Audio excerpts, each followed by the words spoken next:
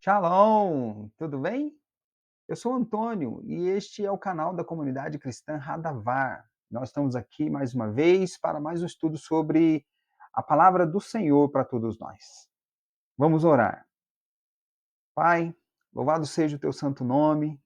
Nós agradecemos por esta oportunidade de nos reunirmos aqui, Senhor Deus, e ouvirmos mais de ti. Nós rogamos as tuas bênçãos sobre este período de estudo. E rogamos também que estas bênçãos se estendam a todos aqueles que vão ouvir deste estudo. Para a honra e glória do Senhor, nós te rogamos em nome de Jesus.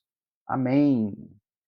Amém, maravilha! Mais uma vez estamos aqui, vamos falar sobre a palavra de Deus. Veja bem, o livro de Deuteronômio, ele contém as palavras da chamada segunda lei. O nome em si, Deuteronômio, ele vem do grego. Na realidade, vem a partir da Septuaginta, que é a primeira versão da Bíblia escrita em um outro idioma que não seja o hebraico. Por isso ele foi chamado Deuteronômio. O livro, na verdade, em hebraico, ele é conhecido como Devarim, significa palavras. Né? A maneira como eles chamavam os livros antigamente. Né? A primeira palavra ali, as primeiras que apareciam, eram o nome do livro. Então ele era chamado Devarim, palavras. Na realidade, trata-se de um compilado de mandamentos dos mandamentos entregues no Sinai, e que foram ouvidos pela geração de Israel que saiu do Egito. Mas neste livro, né, Devarim, esse compilado, ele é declarado por Moisés para a geração seguinte, que é a geração que está entrando na Terra Prometida. São duas gerações diferentes. A geração que saiu do Egito não é a mesma que entrou na Terra Prometida. Então, ele falou novamente sobre os mandamentos, ele fez uma nova declaração. O livro começa exatamente dessa forma. Porém, essa geração que está entrando na Terra Prometida também sentiu as amarguras de viver no deserto, né? Sozinhos, dependendo de Deus. Aliás, estava aprendendo a depender de Deus. É exatamente nesse contexto que, vamos dizer assim, após serem sustentados por Deus com o maná, com as codornizes, né, o povo ouve, por exemplo, o que está em Deuteronômio capítulo 8. Vamos ler. Deuteronômio capítulo 8, versículos 1 a 3. Todos os mandamentos que hoje vos ordeno guardareis para os cumprir, para que vivais e vos multipliqueis, e entreis e possuais a terra que o Senhor jurou a vossos pais.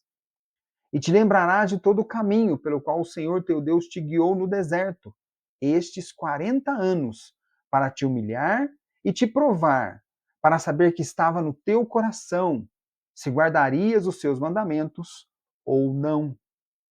E te humilhou, e te deixou ter fome, e te sustentou com o maná, que tu não conheceste, nem teus pais o conheceram, para te dar a entender que o homem não viverá só de pão, mas de tudo que sai da boca do Senhor viverá o homem. Amém, amém, louvado seja, né? Nós sabemos, veja bem, nós sabemos da alegoria que a gente usa em relação à saída do Egito para ilustrar que Deus nos resgata da escravidão do pecado e nos proporciona meios de caminhar em suas veredas. Nós falamos sobre isso daí até no estudo anterior. Né? Sair do Egito significa deixar a vida mundana e voltar para os caminhos do Senhor, ou seja, sair do Egito significa arrependimento. Portanto, esses versículos nos servem como princípios e como mandamentos que orientam em nossa vida, ele nos orienta em nossa vida.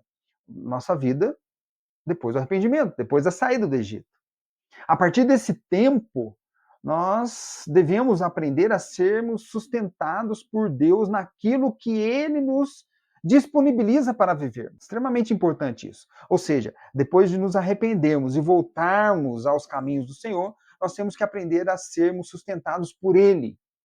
Temos que aprender a ter todas as nossas decisões ditas por Ele. Afinal de contas, nós fazemos os projetos, mas a decisão é de Deus. É assim que as Escrituras nos ensinam. A subsistência, né, do ser humano não depende somente dos recursos naturais e humanos representados ali pelo pão, nem só de pão viverá o homem. Mas ele pode sobreviver por qualquer meio elementar que o eterno Deus determina para as nossas vidas. Nós podemos sobreviver por qualquer meio, desde que Deus determine que seja desse meio. É basicamente isso. Nesse sentido, óbvio, né, até o pão produzido por intermédio do talento das atividades humanas é determinado por Deus, porque Deus manda sobreviver ou comer o pão, então nós sobrevivemos com o pão também. Todas essas questões, na realidade, indicam a dependência de Deus. Nós devemos depender de Deus. A partir daí, nós devemos compreender que tudo em nossas vidas deve ser amparado, protegido, sustentado pelas palavras de Deus. A palavra de Deus, que é a sua vontade boa, perfeita e agradável.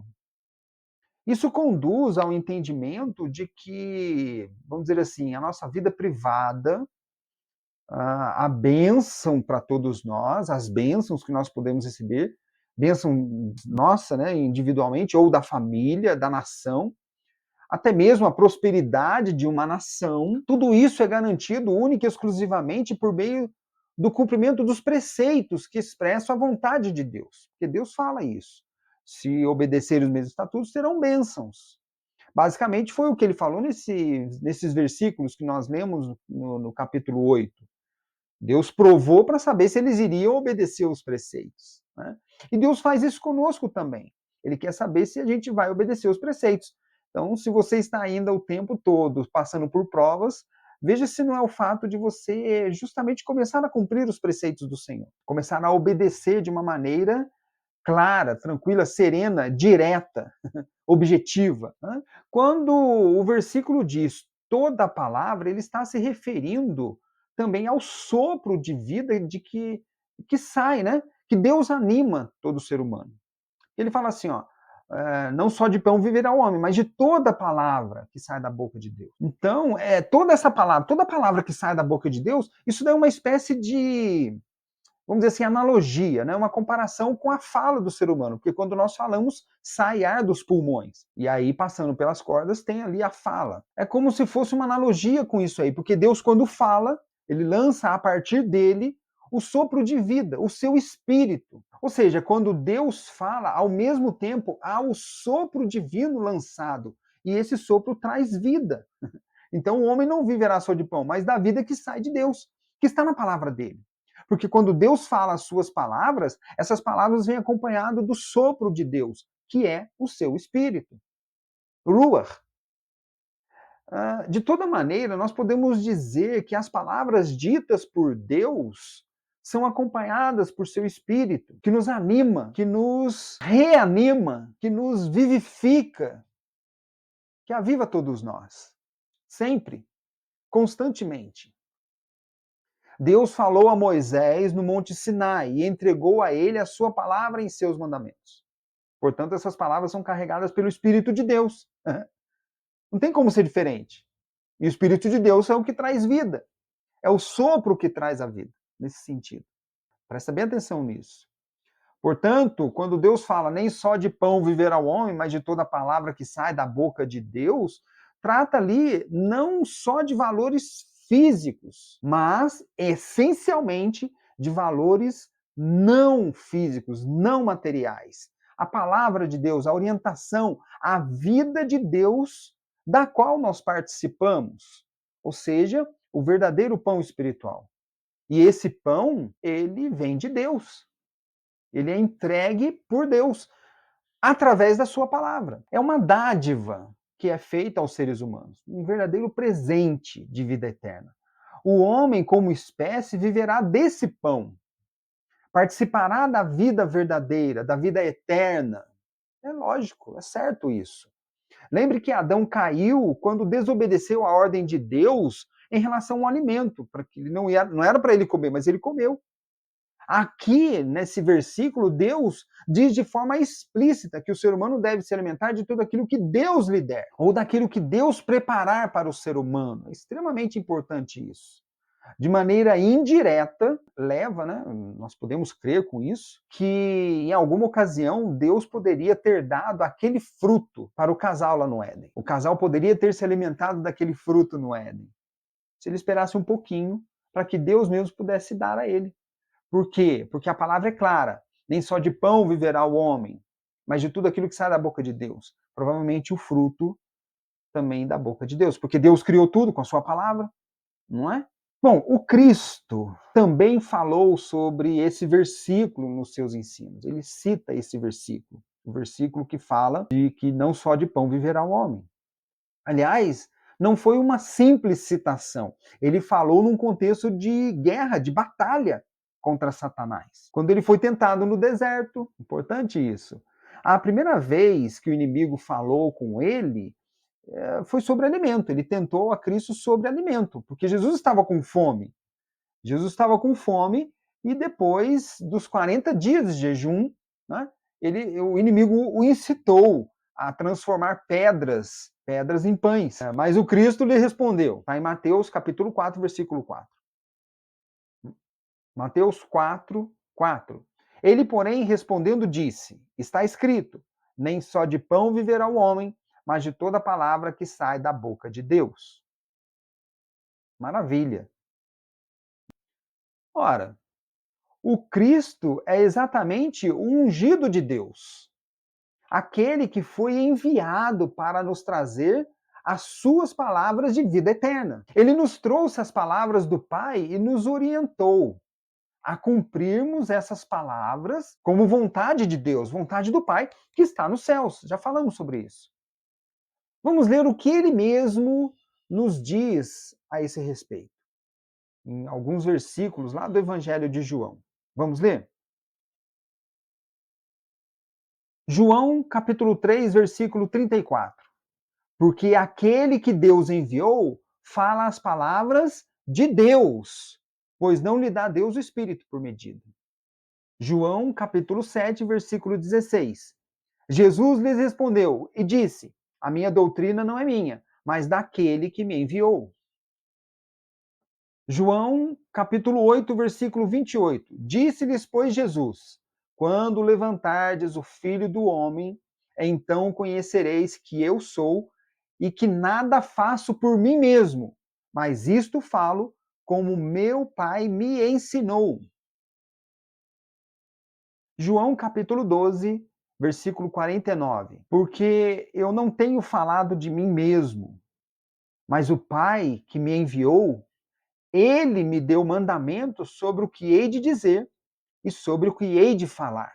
Maravilha, maravilha. Em todos esses 4 versículos que nós lemos, e em várias outras passagens nós podemos compreender isso, o Cristo está dizendo o seguinte: aquilo que ele está falando não é dele. Aquilo que ele está trazendo é palavra de vida eterna, mas porque é palavra de Deus. Aquilo que ele está trazendo como palavra de Deus é palavra que vem com o Espírito de Deus e, portanto, sustenta o ser humano, sustenta cada um de nós, anima, traz vida.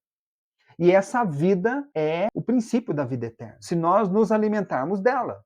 Essa é a questão. Somente o Cristo é a palavra de Deus encarnada. A palavra de Deus está nele. Essa é a questão. A palavra de Deus encarnada, cheia de graça e de verdade.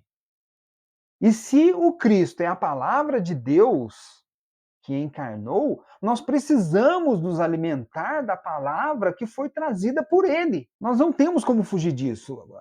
As Escrituras conduzem a isso. As palavras de Jesus são as palavras de Deus que nos ensina como devemos caminhar em sua lei, de acordo com a sua vontade. Nesse sentido, eu coloco para você uma frase importantíssima. Veja bem, reúna a Torá e os evangelhos e você terá um verdadeiro tesouro, inestimável, sem igual, para toda a sua vida.